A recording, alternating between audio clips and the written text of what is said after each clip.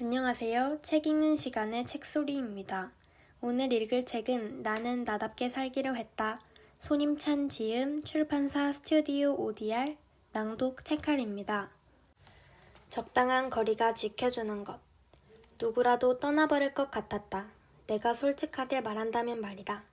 하지만 속마음을 털어놓고 이야기해야 한다는 것쯤은 알고 있었다. 정말 친한 친구라면, 같이 있을 때 편한 사이라면 더더욱. 그럼에도 내가 솔직하게 말하면 상대가 상처받진 않을까 두려웠다. 그 상처 때문에 상대가 등을 돌리면 나는 혼자였던 예전의 나로 돌아갈 테니까. 요즘에는 자신의 편안함을 위해 이기적으로 사는 게 현명하다 말하지만 나는 그냥 내가 참는 편이 편하다. 상처 입히는 사람이 될지 상처 받는 사람이 될지 선택하라고 하면 후자가 낫다. 이야기를 주고받는 것, 대화의 중요성을 모르는 사람은 없다. 그런데도 대화를 잘 하지 않는 이들은 필요성을 느끼지 못하거나 내면의 두려움이 자리에 있기 때문이다. 전자의 경우라면 상대와의 관계에 문제가 있어 다른 식의 해결 방법이 필요하므로 여기서는 후자인 내면의 두려움에 관해 얘기해보려 한다. 두려워하는 마음은 왜 생길까? 이전에 실패했던 경험들이 쌓여 불안감을 키우기 때문이다. 누구나 언제든 실패할 수 있다는 교훈을 머리로는 잘 알고 있지만 제3자의 입장이 아니라면 그런 객관적인 시선을 갖기 어렵다. 게다가 막상 본인의 일이 되면 견디지 못하는 경우가 많다. 남의 연애는 사실만을 나열하면서 논리정연하게 말할 수 있는 반면 자신의 연애는 생각처럼 되지 않는 것처럼 말이다. 하지만 우리는 늘 잊지 말아야 한다. 기억에 대한 경험은 얼마든지 다르게 해석될 수 있으며 적당한 긴장감은 되레 건강한 관계를 만드는 수단이 될 수 있음을. 긴장감과 거리감은 관계의 익숙함에서 비롯되는 무례함을 방지할 수 있는 브레이크 역할을 해준다. 그러므로 가까운 사이라 할지라도 늘 말을 조심해야 하며 감정을 분명히 드러내 전달해야 하는 건 당연하다. 어떤 관계에서든 적당한 거리를 지킬 줄 알아야 상대와 가까워질 수도 있고 필요할 때 멀어질 수도 있는 법이다. 영국의 동물학자 데즈먼드 모리스는 사람들은 따뜻한 접촉에 굶주려 있다고 말했다. 누구나 독립된 공간을 필요로 하고 그 공간에 아무나 들이고 싶어 하지 않는다. 그와 동시에 내 영역 안에 있는 사람은 더 가까이 초대하고 싶은 심리가 있다. 빡빡한 하루 일과가 끝나고 사랑하는 사람과 저녁 식사를 하며 피로를 풀거나 하다못해 전화통화로 따뜻한 말 한마디라도 나누는 것처럼. 자신에게 쉼과 같은 사람들 앞에서는 가면을 내려놓아도 된다. 그래야 세상을 살아갈 힘을 다시 마련할 수 있고 적절한 상황에서 거리두기가 가능하다. 나에게 좋은 사람이 되어주기. 작업해야 할 원고가 있어 카페에 자리를 잡고 노트북을 펼쳤다. 앞 테이블에 회사원처럼 보이는 세 사람이 모여 앉아 이야기를 나누고 있었다. 그들은 20대 중반에서 30대 초반 정도로 보였다. 카페 내부가 넓은 편이 아니어서 듣고 싶지 않아도 그들이 주고받는 이야기가 고스란히 들려왔다. 대화 주제는 같은 부서에 새로 들어온 동료 직원인 듯 했는데 주로 업무 피드백을 가장한 험담에 가까운 이야기들을 나눴다.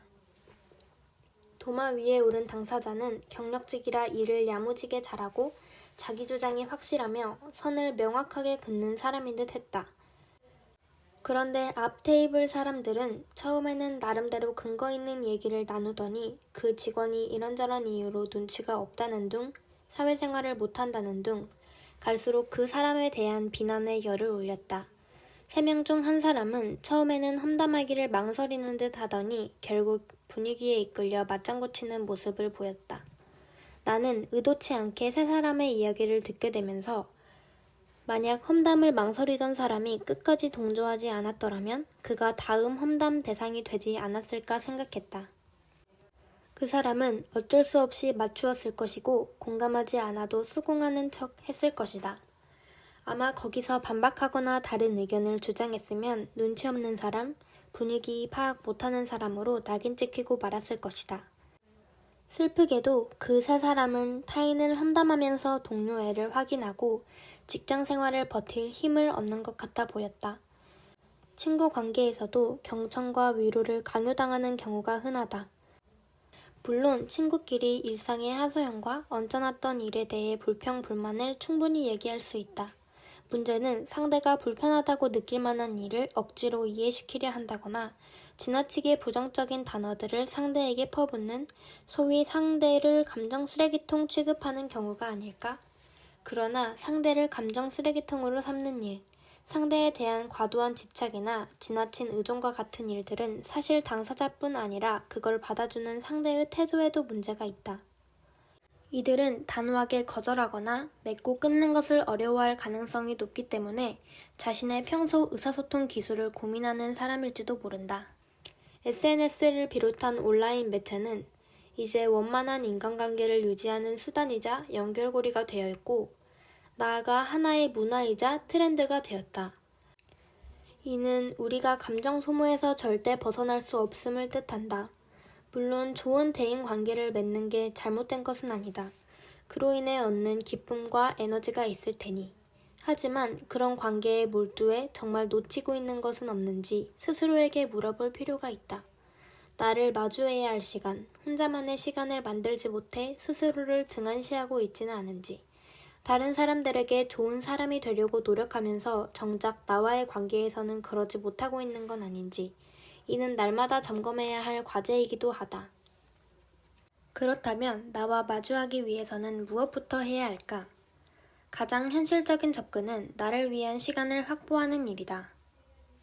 자신을 위한 시간을 투자하는 과정에서 한 가지 주의해야 할 점이 있다면, 누군가를 위해 하는 일을 나를 위해 하는 일이라 착각하지 않아야 한다는 것이다.